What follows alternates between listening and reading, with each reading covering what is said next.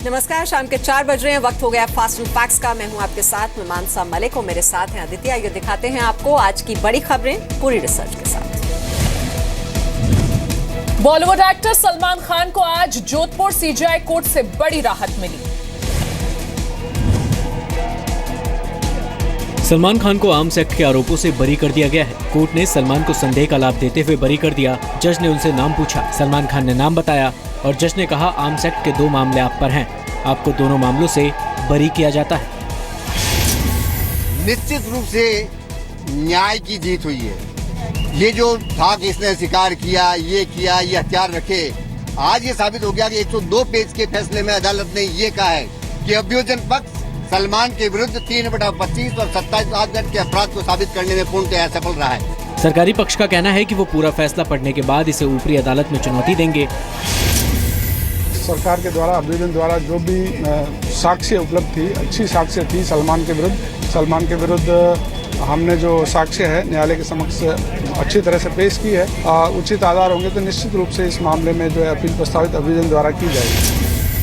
बरी होने के बाद सलमान खान ने फैंस का शुक्रिया किया। उन्होंने ट्वीट किया, आपकी दुआओं और समर्थन के लिए शुक्रिया। 1998 में हम साथ साथ हैं की शूटिंग के दौरान सलमान पर काले हिरण और चिंकारा के शिकार का आरोप था। आरोप लगा कि सलमान ने जिस पिस्टल और राइफल का इस्तेमाल किया उसका लाइसेंस खत्म हो चुका था। सलमान खान पर गैर लाइसेंसी हथियार रखने और उनके इस्तेमाल पर मामला दर्ज था। सलमान पर धारा 3/25, 3/27 के तहत केस दर्ज किया गया। एनसीपी नेता माजिद मेमन ने कहा कि सरकारी पक्ष की कमी की वजह से सलमान खान को संदेह का लाभ मिला और वो बरी हो गए।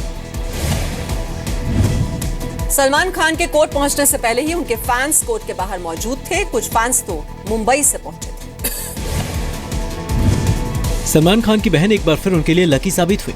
सलमान अपनी बहन अलवीरा के साथ जोधपुर पहुंचे थे। सलमान के आर्म्स एक्ट केस में भी वो हमेशा ही साथ देखी गई थी। वहीं सलमान के बरी होने पर फैंस काफी खुश हैं।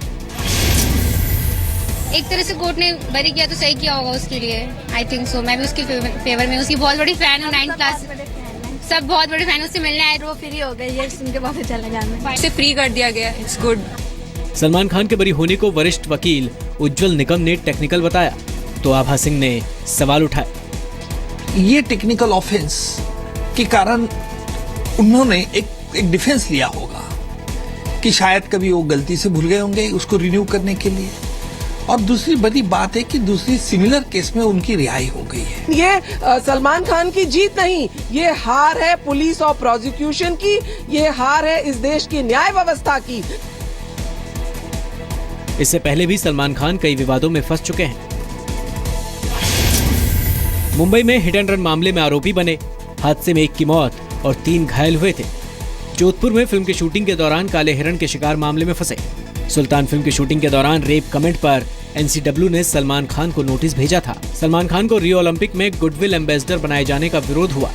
याकूब मेमन की फांसी के विरोध में भी सलमान ने ट्वीट किया था, हालांकि बाद में माफी मांगी थी। यूपी में बीजेपी के खिलाफ आज देर रात या कल महागठबंधन का ऐलान हो सकता है। महागठबंधन होने पर समाजवादी पार्टी खुद 300 सीटों पर लड़ेगी। सूत्रों के मुताबिक महागठबंधन के ऐलान के वक्त अखिलेश यादव के साथ गुलाम नबी आजाद और राज बब्बर मौजूद रहेंगे। कांग्रेस ने कहा है कि महागठबंधन का स्वागत होना चाहिए। वहीं समाजवादी पार्टी ने कहा है कि अखिलेश ही चुनाव में पार्टी का चेहरा होंगे। जनता में किसी भ्रम की स्थिति ना हो, इसलिए एकजुट होकर उनको सामना करें, लड़े।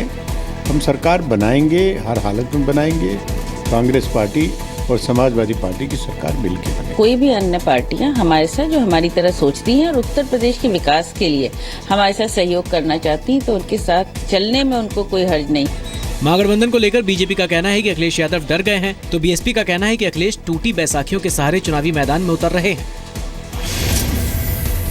कांग्रेस पार्टी का कोई अस्तित्व उत्तर प्रदेश में बचा नहीं है। कांग्रेस जीरो है और वो जिसके साथ जुड़ेगी वो पार्टी भी जीरो हो जाएगी। अखिलेश यादव अब टूटी हुई बैसाखियों के सहारे फिर से सत्ता में आना चाहते हैं।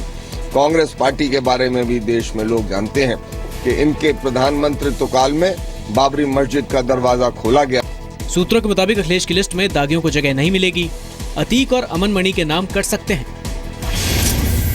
यूपी में महागठबंधन होने पर Samajwadi party Congress, RLD, JDU और अपना दल साथ चुनाव लड़ सकती हैं। महागठबंधन होने की सूरत में अखिलेश ही सीएम के तौर पर प्रोजेक्ट किए जाएंगे। महागठबंधन में समाजवादी पार्टी 275 से 280 सीट पर चुनाव लड़ेगी।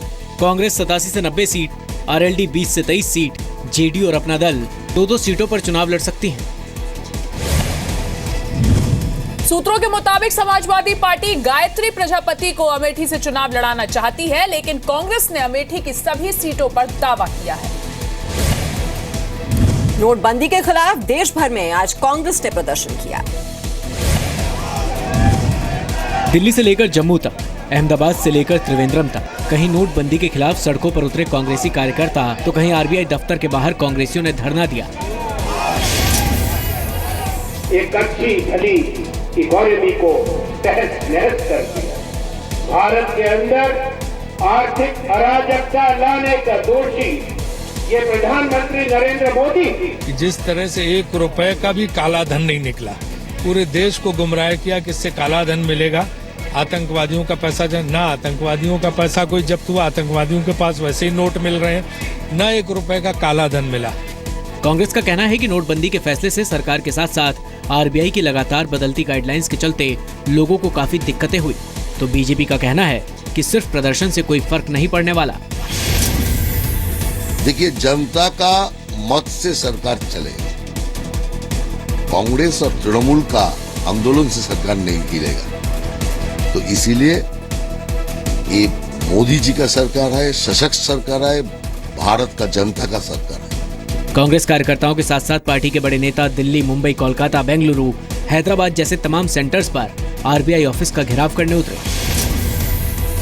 नोटबंदी के खिलाफ कांग्रेस ने पिछले हफ्ते दिल्ली के ताल कटोरा स्टेडियम में जनवेदना सम्मेलन किया था। संसद के शीतकालीन सत्र के दौरान भी नोटबंदी को लेकर कांग्रेस के हंगामे की वजह से सदन की कार्रवाई नहीं चल पाई। नोटबंदी के खिलाफ कांग्रेस की अगुवाई में विपक्षी पार्टियों ने राष्ट्रपति को ज्ञापन भी सौंपा था। नोटबंदी के विरोध में कांग्रेस ने 28 नवंबर को आक्रोश दिवस भी मनाया था।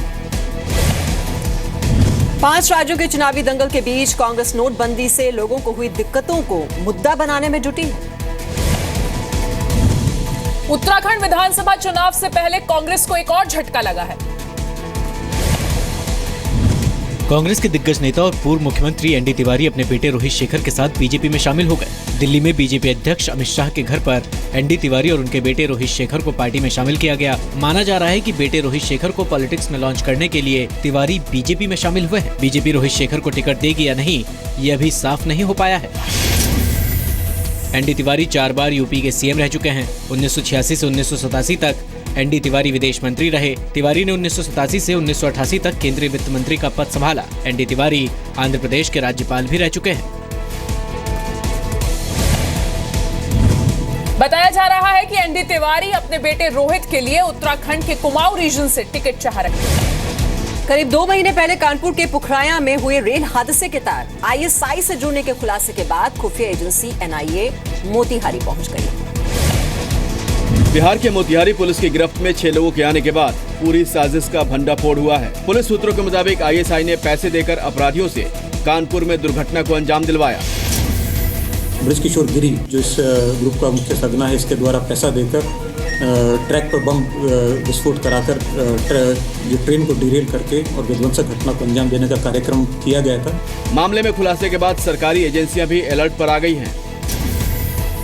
जब पकड़े जाते हैं तो किसी सोर्स या किसी कारण से पकड़े जाते हैं। पकड़ने के बाद उनके साथ पूछताछ होगा, फिर कोलैबोरेट करेंगे, फिर उसके ऊपर में और जांच पड़ताल करेंगे, तब हम डेफिनेट रूप से कह सकते हैं कि कौन लोग इसमें शामिल हैं।